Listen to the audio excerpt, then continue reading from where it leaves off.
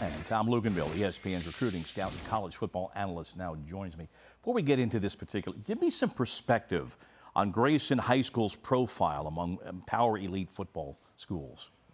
Well, I think you could make an argument, Bob, that it's probably one of the top 5 most high-profile high schools in the country when it comes to playing football. They have routinely spit out Power 5 level talents such as Robert Kimdichie, amongst many, many others. This particular Grayson High School football team is probably as stacked top to bottom as anyone that they have had. So being a program of this magnitude, when something like this arises in our culture and our society right now, it's going to draw some attention. All right.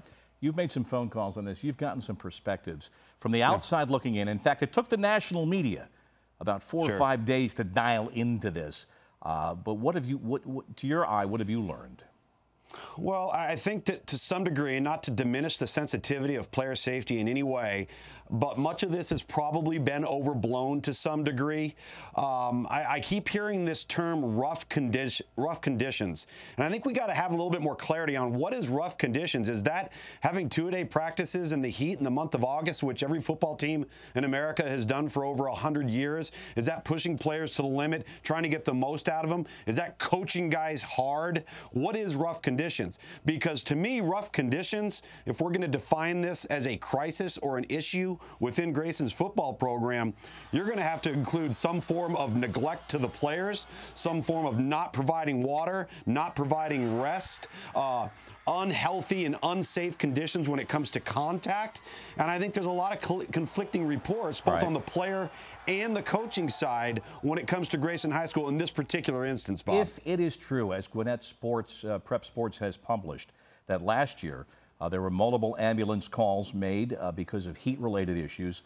There were broken bones. There was full body cramping. If that in isolation occurred, should that stuff be happening on a regular basis enough to worry that parents would get involved at a high school program? Not on a regular basis, no. You know, there's over 15,000 high schools in America that play high school football. Almost 1.1 million kids play high school football. So we don't want to make a blanket statement here, but if you're having repeated ambulance calls, as alleged in this particular case a year ago, and you're having heat issues and hydration issues, then yes, that is a problem. But I still don't think any of us truly know all of the details on exactly what took place. Listen, working out in the sport of football is hard, Bob. It's hot. It is grueling. And you know what? Sometimes if you come into camp and you're not in shape, you could fall victim to a variety of things.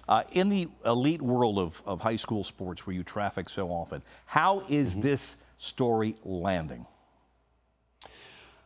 With concern, and most notably, I think with parents and those in the community that support these programs, that support these kids, that are dropping them off at practice every day and dropping them off at their schools during summer workouts.